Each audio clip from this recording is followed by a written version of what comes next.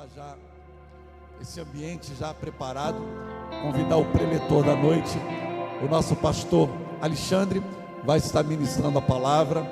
Então já quero convidar ele para estar no altar. Você pode dar um aplauso, Senhor, pela vida desse homem de Deus. Amém, amém. Paz do Senhor para todos, Shalom. Fica até difícil pregar depois.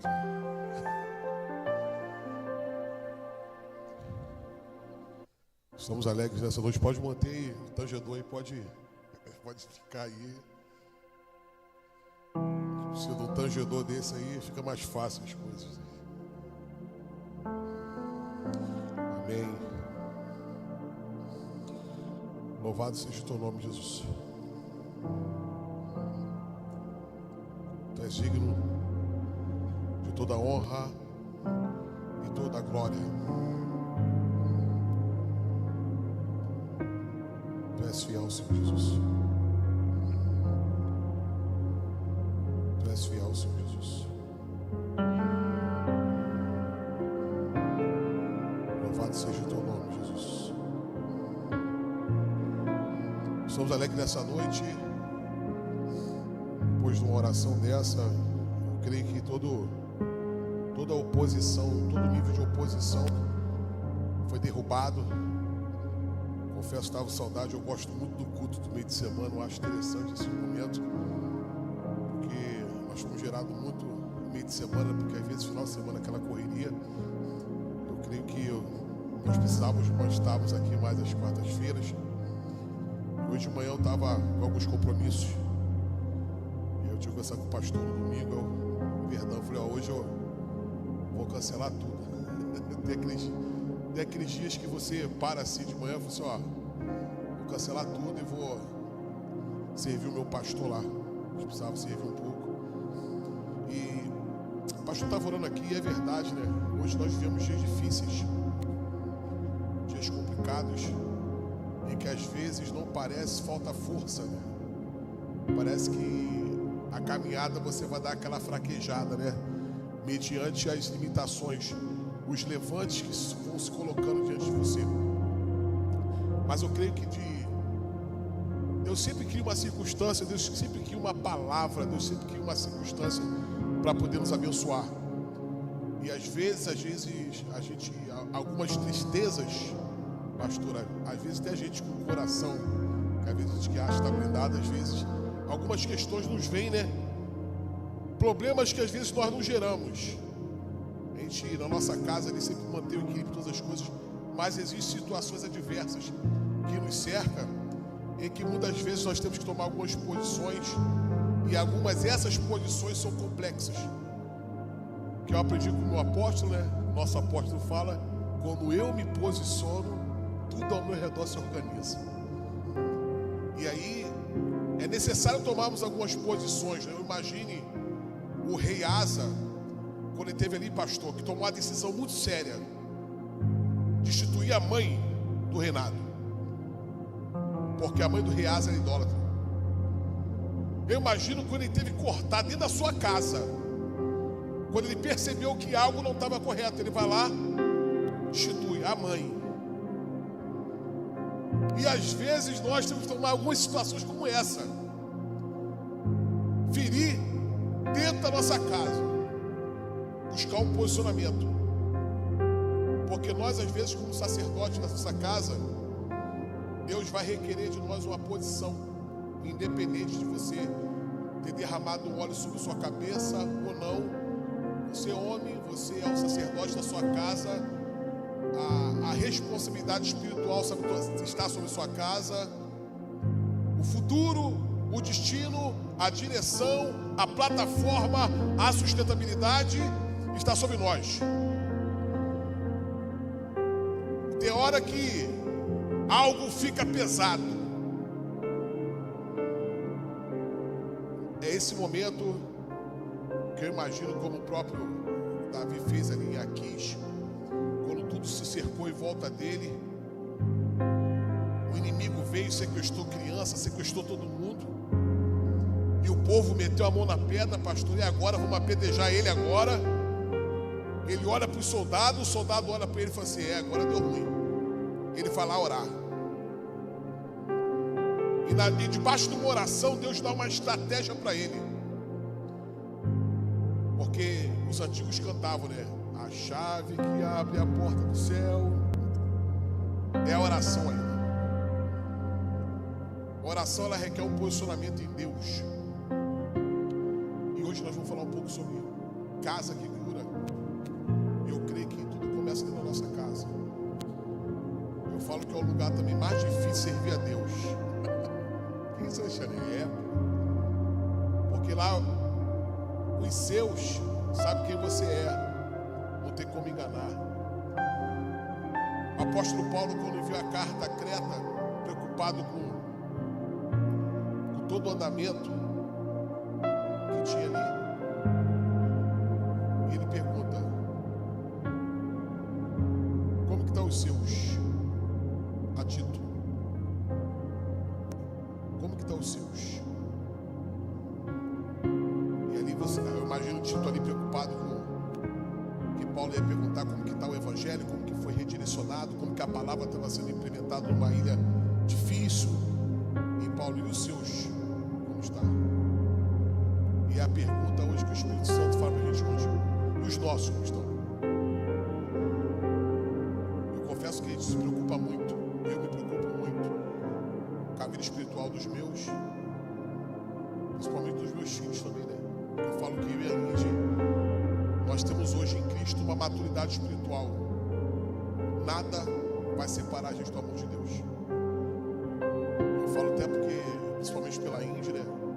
Já de berço cristão, a mãe pastora, a Índia nova fazia missões. Então a Índia também desde nova já tem uma experiência muito forte com Deus, principalmente na área de missões, né? Passou situações complexas ao mesmo tempo no campo missionário com a mãe. E com tudo isso Deus honrou a mãe dela e tudo. Hoje a mãe dela dorme no Senhor. Porém, eu falo que a gente não se amara, mas hoje são os nossos filhos que nós oramos e buscamos.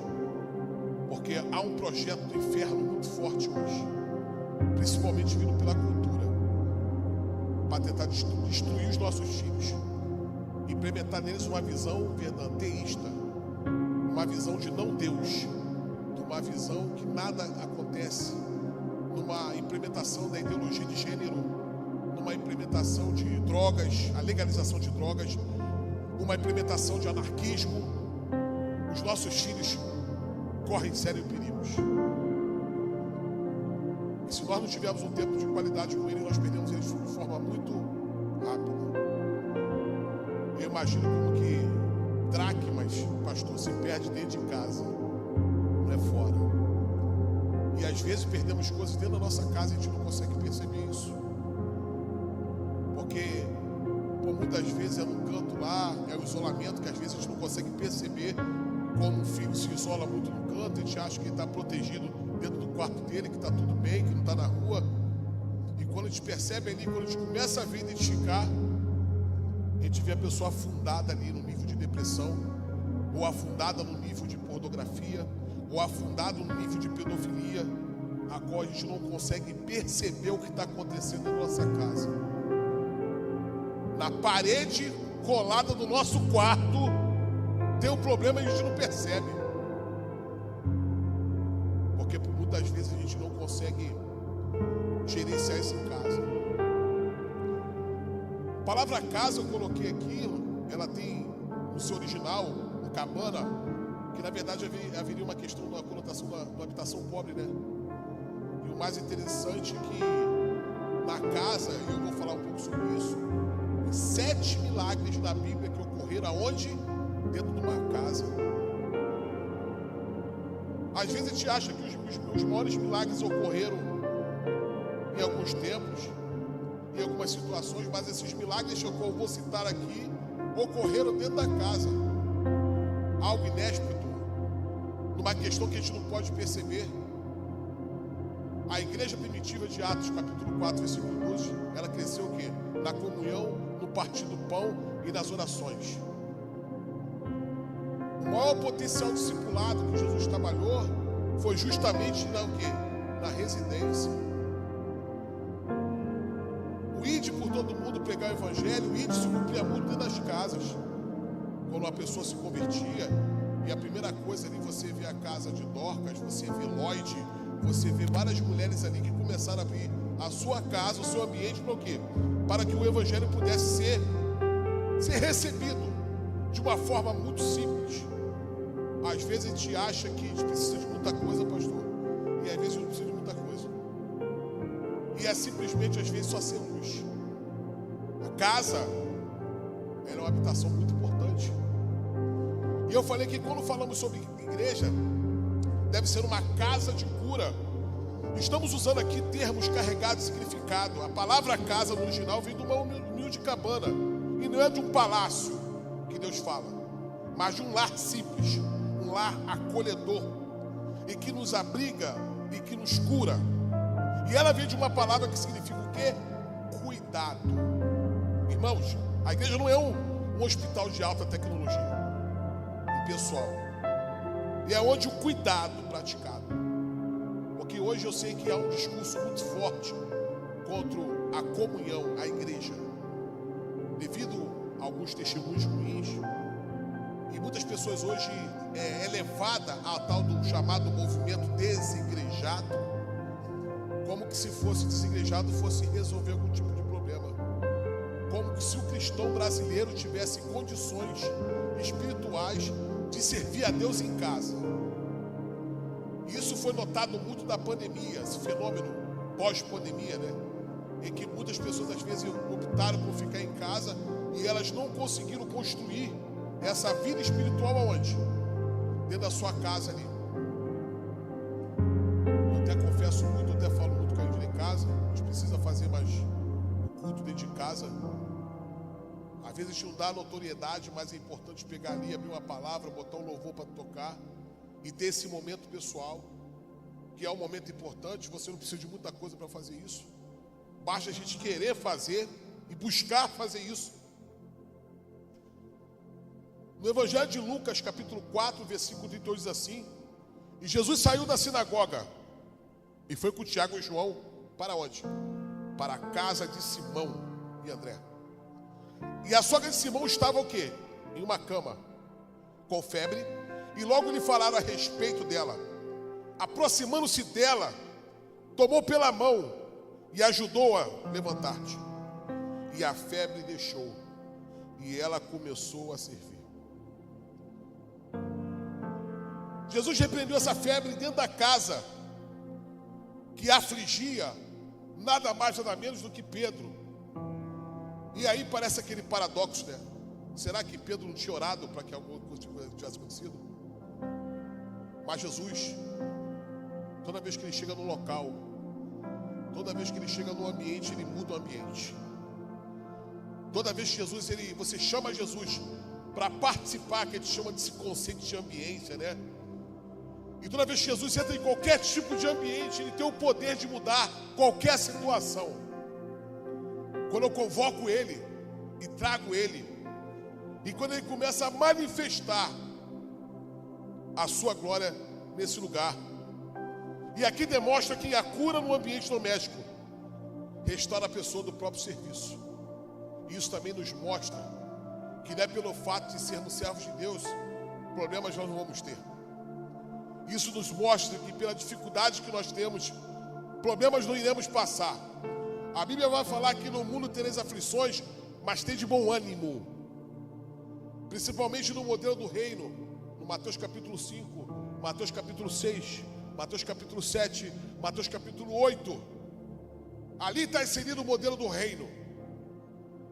O que deve uma pessoa fazer ao se converter? Está conversando com uma pessoa semana passada, ela falou assim: Alexandre, como que eu faço para entender um pouco de Jesus e tal? Tem que ler a Bíblia. Cara, lê isso aqui. Aí 2 semanas depois ela: caramba, rapaz, é isso, é isso aqui. Se você modelar isso aqui, você começa a ter a caminhada com Cristo. Quando vos perseguirem, vos injuriares, mentiram contra você,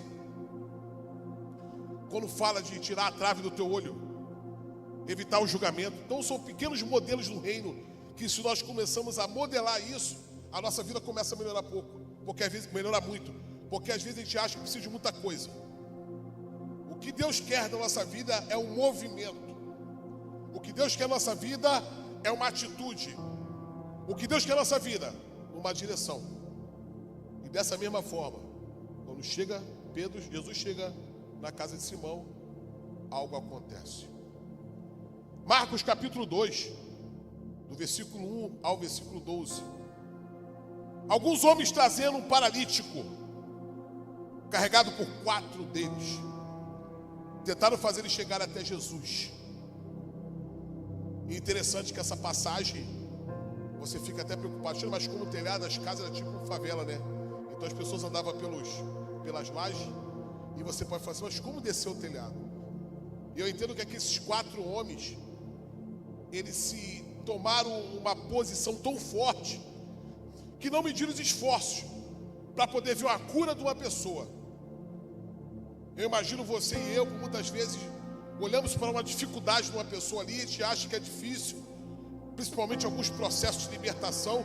Você olha para a vida da pessoa ali, você vê que a pessoa está tomando decisões, a pessoa está se posicionando de forma errada, e você é aquela pessoa que não desiste e não vai esperar por ocasiões. Eu falo que eu prefiro 1000 vezes uma pessoa que ela possa ser, pelo temperamento dela, impulsiva, do que ser omisso. Pior coisa que tem no mundo é uma pessoa omissa. É aquela pessoa que é boa em desculpa. Esses homens não questionaram isso. Se a forma que tinha de destelhar, descer aquele homem pelo telhado era para poder encontrar Jesus, eles não mediram esforço. Da mesma forma que Zaqueu tomou uma postura também muito diferente.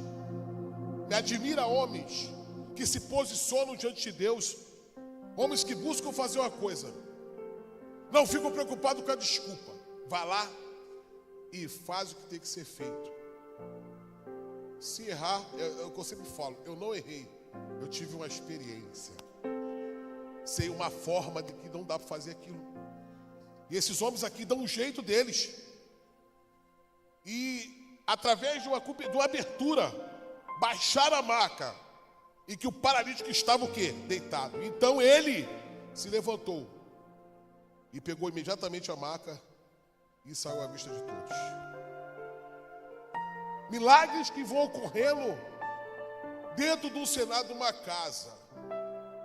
E eu creio que nessa noite a tua casa pode ser um cenário desse. Eu profetizo nessa noite, a minha casa vai ser um cenário de cura. A minha casa vai ser um local de libertação. A minha casa vai ser um local de direção. É que às vezes o vizinho pode estar ali perturbado, porque eu sei, lidar com o vizinho é complicado. É difícil. Às vezes ele toma algumas posturas que tiram você da graça. E aí quando você vai fazer algum movimento, você lembra que você é crente. Você lembra que às vezes você tem que dar testemunho. E que às vezes o movimento que você vier fazer pode colocar tudo errado, por causa de um posicionamento, por causa de uma postura que você tem. Porque as pessoas sabem o que você carrega. Às vezes você nem tem noção do que você carrega. Às vezes você está andando no local, alguém vai lá, pede uma oração por você, ora por mim. E aí você fica assim, caramba, você sabe que eu sou cristão? Não. Você como orar por mim? E às vezes são posicionamentos que você toma. E esses homens eu achei interessante que eles se posicionaram, foram ali, não titubearam, não questionaram. Principalmente ali na cidade de Cafarnaum. E não titubearam, foram lá e fizeram o que tem que ser feito. Porque eu sei que tem pessoas que, como igual aquele paralítico, na beira do tanque de Betesda, né? Betseda, casa de misericórdia, mas parecia que a casa, pastor, não tinha misericórdia. Aquele local tinha um anjo que, segundo a cultura, descia, e aquele que era tocado na água era curado. Mas essa mesma casa não tinha uma pessoa para poder direcionar esse homem que não conseguia andar. E Jesus se aproxima dele observa ele há 38 anos naquela condição, esperando um homem fazer alguma coisa por ele. Eu não sei você, às vezes você está parado no lugar esperando alguém te ajudar, mas essa ajuda não vai vir do homem, vai vir do céu. Às vezes a provisão que você espera tanto que um amigo ou que alguém irá fazer, é Deus que vai fazer. 38 anos naquele local. Só que um dia, quem ia resolver o problema apareceu. Só que, por causa do tempo que você está passando a tua prova, por causa do tempo que você passa a sua dificuldade, você fica um pouco incrédulo. E Jesus pergunta para ele o que quer que ele faça, e o homem começa a reclamar, falar do problema. E o que Jesus falou assim: eu não quero saber do teu problema. Você quer sair dessa maca? Muitas vezes o Espírito Santo chega para a gente e fala assim: o que você quer? O que você quer? O que você quer? E a gente derrama sobre ele o quê? Problemas, dificuldade. Ou você acha que Deus não sabe a dificuldade que você passa hoje? Ou você acha que Deus não sabe as dificuldades que você enfrenta todos os dias? As perseveranças, se manter de pé num mundo tão caótico que nós estamos vivendo hoje, em que o diabo tem brincado, tem usado problemas espirituais, problemas emocionais, problemas carnais hoje. Nós somos atingidos das 3 esferas: de forma espiritual, esfriamento espiritual, em que às vezes você não consegue entender o que está passando sobre isso. Lá atrás, quando me converti, lá em 96, a gente fala a idade, né? Engraçado que você vê ali as manifestações demoníacas, pastor, né? Você vê ali possessões demoníacas à torta direita, década de 90, ali em 2000. E hoje você não vê possessões demoníacas. Raridade de ver. Porque o diabo hoje mudou a estratégia.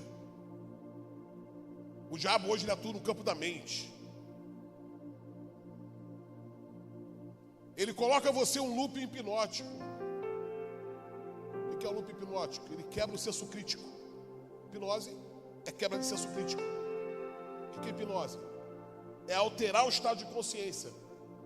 É estar vendo o abismo e estar ali, pastor, caminhando para o abismo, mesmo vendo o abismo.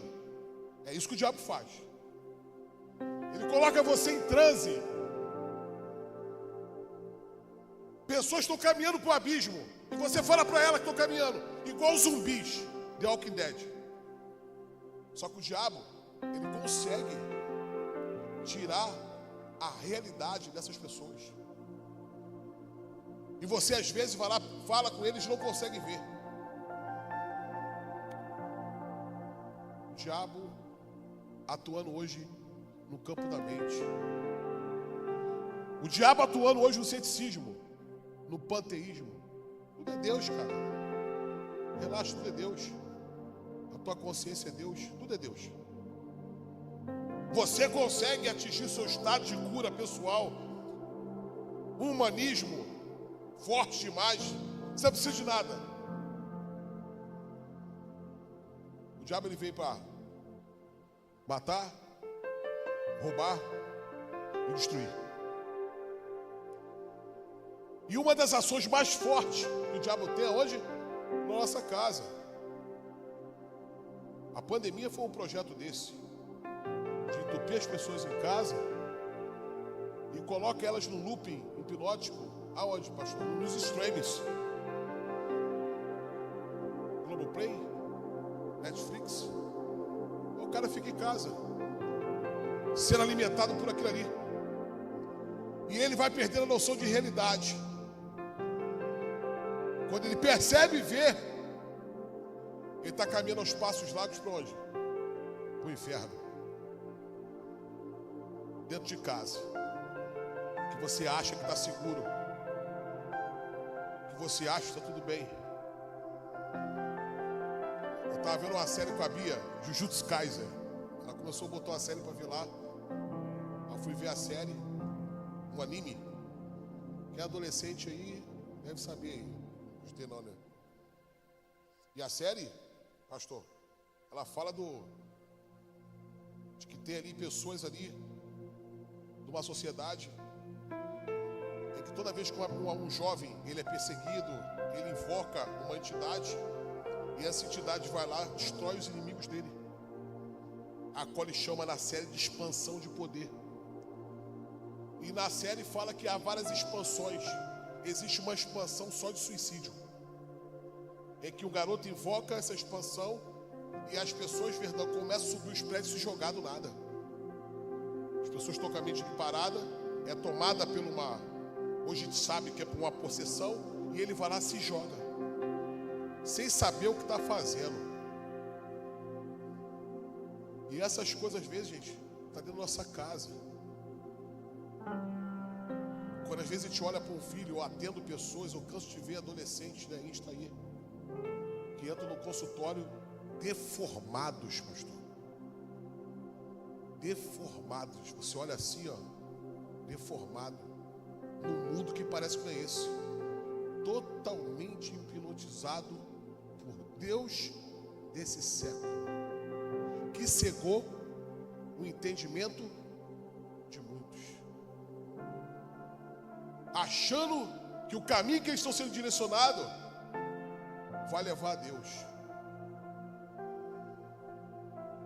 E eu imagino, analisando de forma escatologicamente, no julgamento do trono branco, porque aqueles que morrem sem Jesus serão ressuscitados para serem condenados. Eu imagino a decepção naquele momento para eles se depararem com Jesus. Vinde, mostre-me suas mãos, e escutar aquela palavra: apartai-vos, maldito, que eu nunca vos conheci. Nosso comprometimento hoje, irmãos, é nos chamar a atenção para que possamos olhar dentro da nossa casa. Até porque essa palavra também, quando eu estava montando ela me trouxe um despertamento. Porque normalmente é assim, né? Eu só entrego cartas. Eu só entrego. E ao mesmo tempo que a gente está aqui construindo, o Espírito Santo, ele está conversando comigo e com vocês. Uma atenção redobrada. Com quem? Com os nossos. Porque o inimigo tem uma fúria muito grande. E o primeiro levante que ele faz para estabilizar qualquer homem e mulher de Deus é onde? Dentro da casa.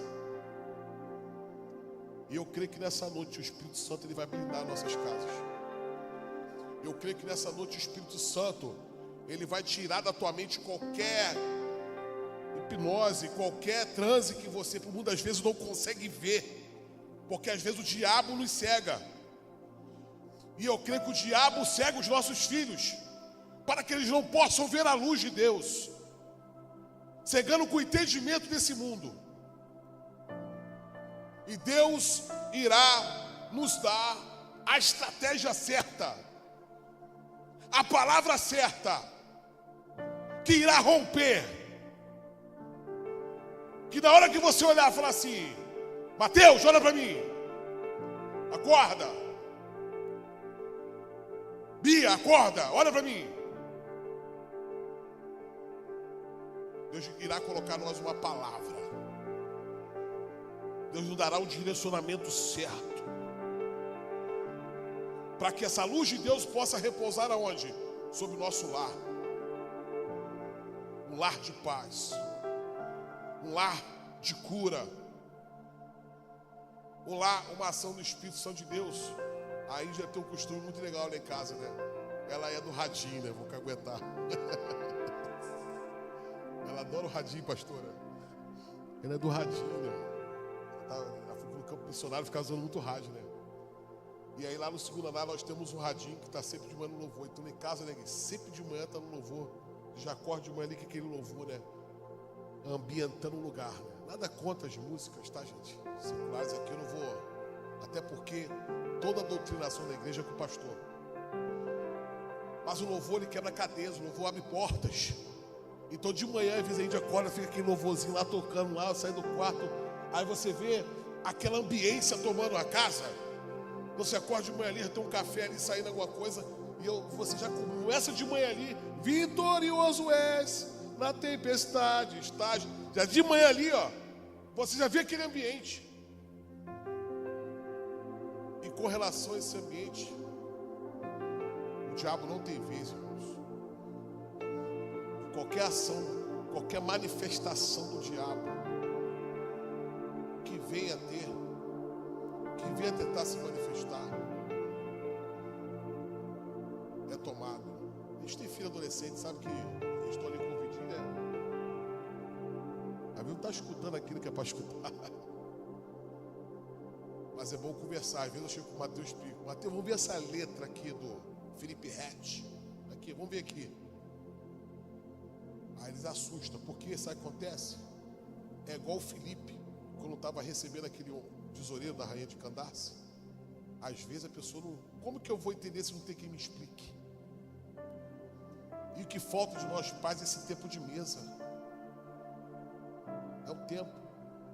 Aqui essa letra aqui, é maneiro isso. Vamos fechar a Avenida Brasil, estourar o comboio da PM e tal. Vamos derrubar o GAT, vamos destruir o GAT, vamos jogar a granada no GAT. Isso aqui é o quê? Aí o olho, ó. Isso aqui não é cultura não, meu filho. Isso aqui é apologia. Cultura é uma coisa, apologia é outra. Os engenheiros sociais hoje têm feito isso. Felipe Rett é um engenheiro social, tentando hipnotizar os adolescentes para que a apologia venha a ser disfarçado de cultura. Cultura é uma coisa, apologia, o crime é outra. Até falei com ele: imagine se um GAT desse aqui, o teu tio é policial. E se um desses GAT aqui, o teu tio tá? E isso o teu tio é policial, então imagina destruir o GAT. E aí? Falta em nós, gente, posicionamento. Falta em nós caminhar ao lado ali, igual o Felipe estava ali caminhando. Vou te explicar para você o rolo de Isaías que está escrito aqui. A gente precisa. Porque a cultura é muito covarde. O tempo que nós passamos com nossos filhos é muito pouco. A psicanálise vai dizer que 70% do tempo que você vai ter com teu filho é até 12 anos de idade. De 100%, 70% você vai ter com teu filho até 12 anos. E a partir de 12 anos, seu filho não é mais prioridade para você. Ele começa a olhar muito para fora.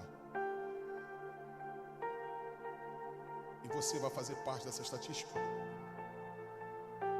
Será que hoje não chegou o tempo? Deixa eu olhar um pouco para a nossa casa. Trazer Jesus para a nossa casa. Conversar sobre Jesus, sobre a nossa casa ali. Lucas 8, 49, o capítulo 8, versículo 49 diz o seguinte: e ele, porém, tomou pela mão e disse: Talita cumi, que significa: menina, eu ordeno a você, levanta-te. E imediatamente a menina, que tinha 12 anos, levantou-se e começou a andar.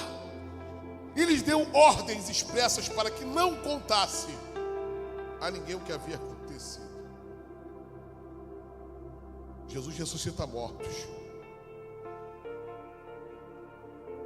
O seu filho ou filha de 12 anos, vou falar igual aquele pregador, né, pastor? Tá igual a Talita, que nem isso.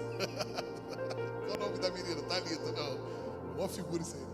Qual o nome da menina? Talita, não, gente. O nome da menina é Talita. Pode estar igual aquela menina lá, porque na casa de Jairo, a menina estava morta fisicamente. E na tua casa, como os meninos de 12 anos estão? Será que estão mortos espiritualmente? Nos prazeres desse mundo? Então, eu posso contextualizar esse texto para hoje, de que às vezes nós temos filhos mortos dentro da nossa casa, mortos espiritualmente, que precisamos da palavra do mestre para falar assim para ele: levanta-te, levanta-te. E a Bíblia vai falar que o espírito automaticamente voltou. João capítulo 4, do versículo 46 ao 53, diz: Jesus respondeu e disse: o seu filho continuará vivo. E o homem confiou na palavra que Jesus lhe partiu.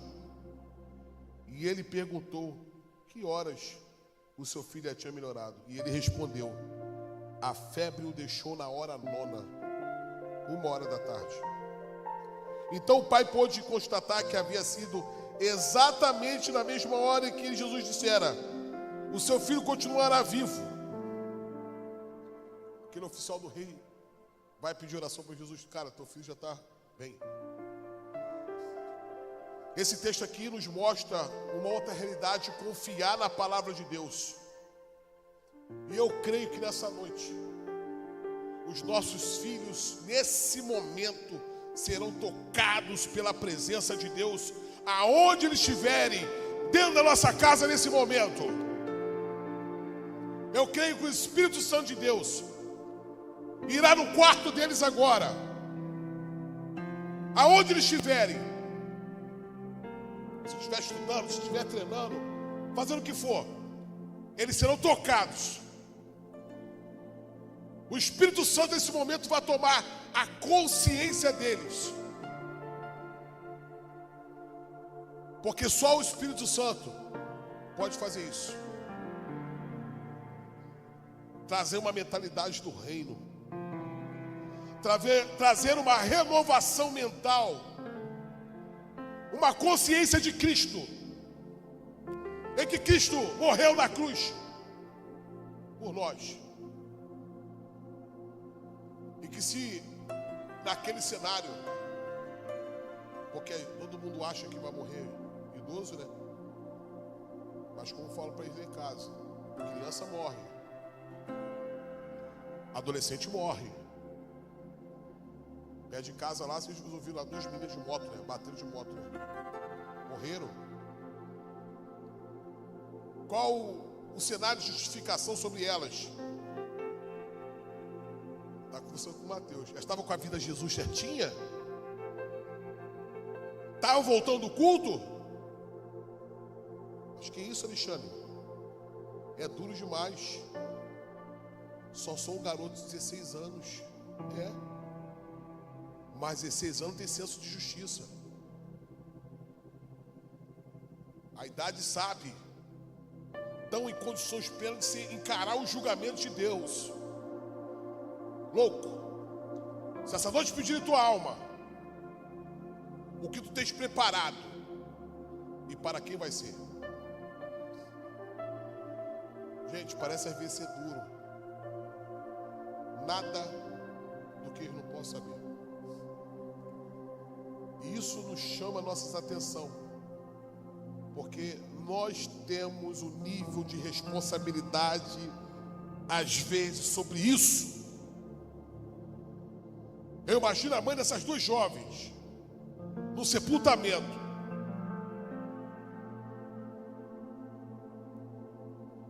Uma menor de idade conduzindo uma moto, sem habilitação, sem nada. Você imagina o nível de responsabilidade, de consciência, de peso. Porque a vida nos prepara para nós enterrarmos nossos pais, não nós enterrarmos nossos filhos.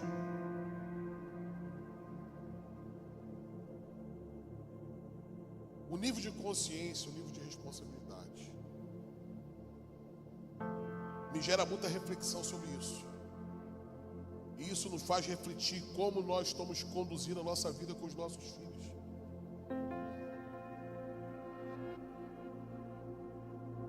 O que eles estão vendo em nós? Será que eles estão vendo a luz de Deus na nossa vida? Será que quando ele olha para a gente, ele vê o Espírito Santo de Deus, as ações? Não estou falando de hipocrisia não, tá, gente? Pai é pai, mãe é mãe. Mas aquele momento de olhar assim, cara, contudo, meu pai é um cara que, ele se esforça. O Espírito do Senhor hoje nos chama a essa atenção sobre esse nível de responsabilidade, principalmente A Bíblia ela é repleta de exemplos, principalmente a casa de Eli. Eu não quero ser o Eli da minha geração. Eu não serei o Eli da minha casa. E o que eu estou vendo tudo dando errado, eu vou ficar rindo. Eu não admito isso. Eu vou me esforçar ao máximo até o fim, para que eu e a minha casa serviremos ao Senhor. Alexandre, isso é difícil? Eu sei. Eu tenho 2 filhos em casa, adolescentes. São os maiores ataques hoje. A igreja hoje precisa de estratégias muito fortes. Eu não estou falando de evento não, tá, gente? Né, pastor? Tem igreja hoje que faz muito evento. Mas é verdadeiramente trazer eles a uma conscientização de que o rei está voltando. As profecias, elas estão literalmente quase todas elas cumpridas. E num piscar de olhos, ele aparecerá nessas nuvens. Louco. Essa noite pediram a tua alma. O que nós iremos fazer? Atos capítulo 9, versículo 36. Outro evento importante. O cenáculo aqui em Jope, né? Onde estava ali o corpo de Dorcas. E Pedro, porém, pondo todos para fora do quarto, que tem momentos que não tem jeito. É você e Deus. Tem momentos que você tem que pedir para todo mundo sair. Guarda um pouquinho lá fora, que eu vou conversar com Deus aqui. Tem momentos que você vai falar assim, caramba, a pessoa está doido, está maluco. E Pedro ali, ele toma uma atitude muito interessante, né? Tira todo mundo, bota todo mundo para fora. E ele ajoelhou e orou. Entendeu o movimento? Tirar todo mundo, ficar sozinho, ajoelhar e orar. E voltando para a mulher disse: levanta-se. E ela abriu os olhos e vendo Pedro sentou-se. Tomando pela mão, ajudou a pôr-se de pé. Este fato tornou-se conhecido em toda Jope. Muitos creram no Senhor.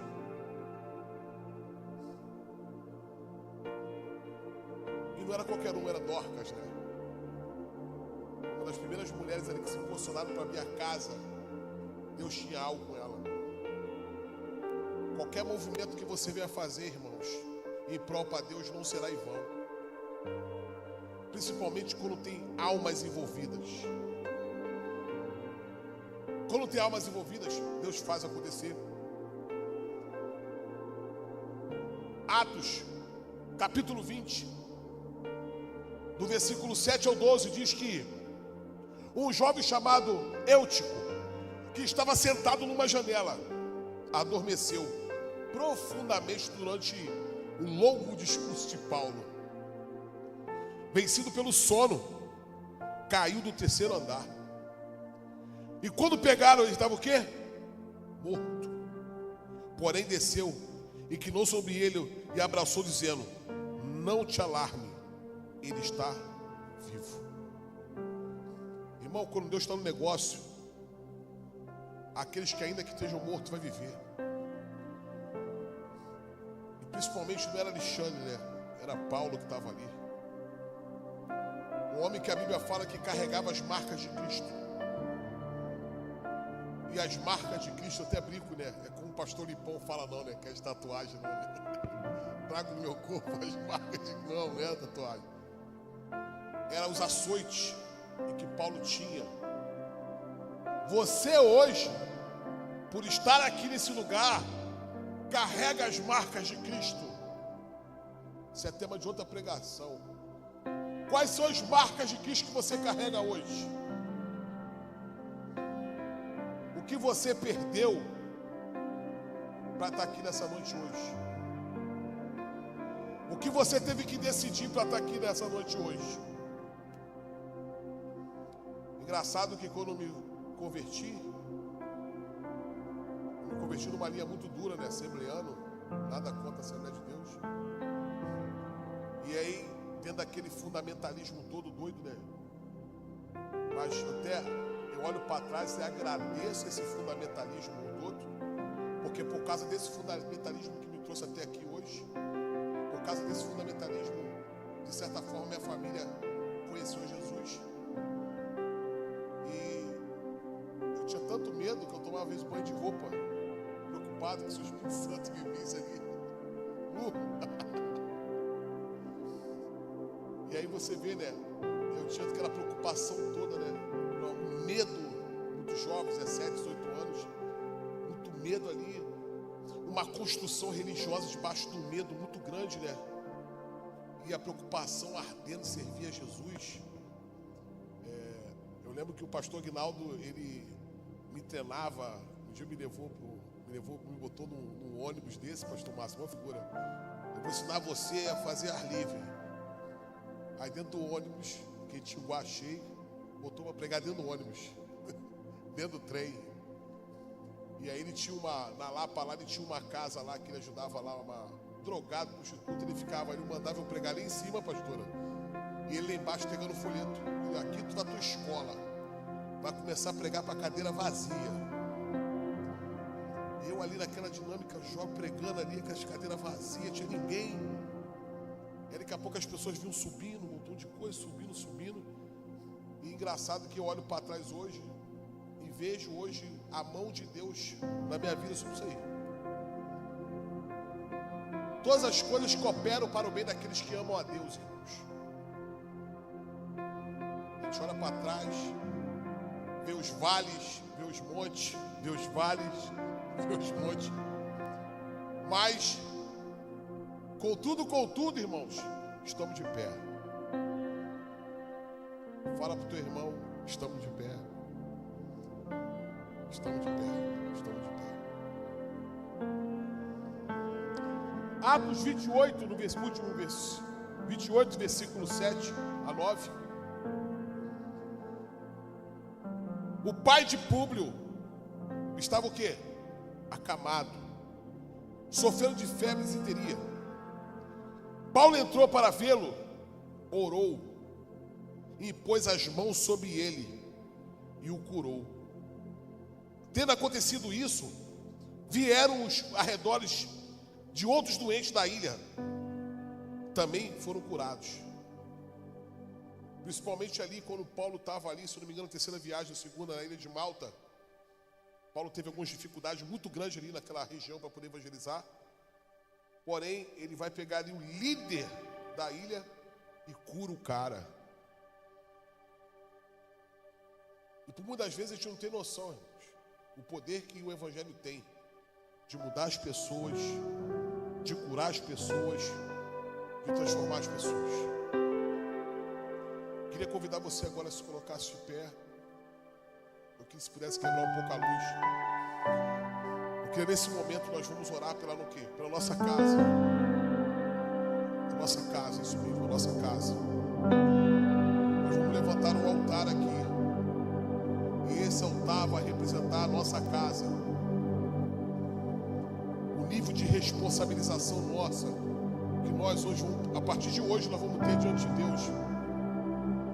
E eu, Alexandre, começo com esse compromisso. Senhor, eu preciso ser mais intenso na minha casa.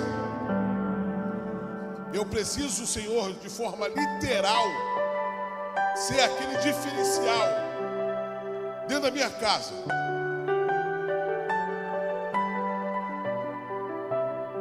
E você, nessa noite hoje, não vai gerar essa responsabilidade sobre o nosso pastor Márcio. Não. É injusto. É injusto sobre a nossa pastora. É injusto. A responsabilidade da nossa casa é nossa.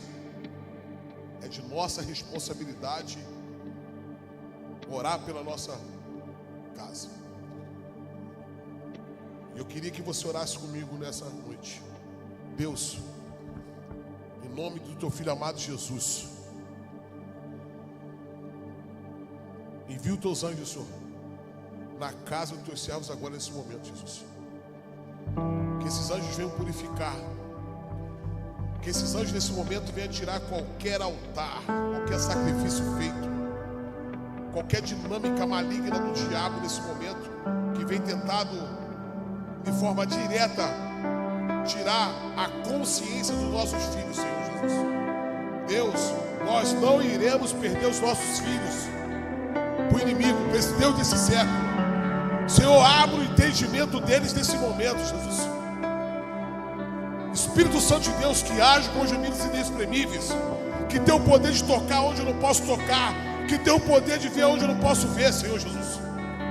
Que nesse momento, Jesus, eu vejo cadernos sendo escritos, que nesse momento ter celulares, aplicativos, Senhor Jesus, nesse momento, e que os teus servos venham ter o entendimento nesse momento, que toda a potestade demoníaca que age silenciosamente, de forma direta,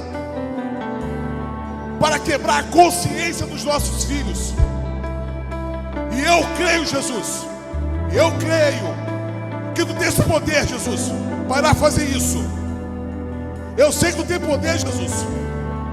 Abra o nosso entendimento, Jesus, para que possamos conversar também com os nossos filhos, para que possamos orar por eles, que possamos levantar no altar da nossa casa, fazer o nosso Shabat, se reunir, ceiar.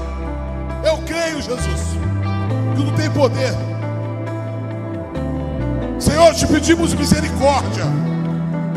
Deus, te pedimos misericórdia pela nossa omissão, por as coisas, por vermos as coisas e não tomarmos uma atitude, Jesus. Eu te peço misericórdia. Não seremos omissos. Iremos se posicionar nessa noite, para que Deus possa fazer algo. E pedimos, Senhor, hoje, uma resposta, Senhor Jesus. Assim como Elias orou e o fogo do céu caiu e queimou todo o lagar, a tua palavra diz que tu ouve a oração do justo, Jesus. A tua igreja te clama nessa noite e te pede, Senhor, nessa noite, que tu venha atuar sobre nossas vidas. Nós liberamos essa noite, nós te autorizamos, nós te pedimos, Senhor Jesus, para que tu possa atuar sobre nossas vidas. A minha casa é tua, tudo é teu, nada é meu. Invocamos a sua misericórdia, que é a razão de não sermos consumidos. Deus, muito obrigado, Jesus. Amém e amém. Shalom, queridos, que Deus abençoe sua vida. Que bom que você assistiu a mais uma de nossas mensagens. Você também pode curtir, comentar e também se inscrever no nosso canal, ativar as notificações para novas mensagens e compartilhar esse conteúdo. Você também pode nos acompanhar através das nossas mídias sociais e o QR Code que aparece na tela. E claro, você também pode participar dessa obra compartilhando e doando a sua oferta para que possamos pregar o Evangelho. Que Deus te abençoe.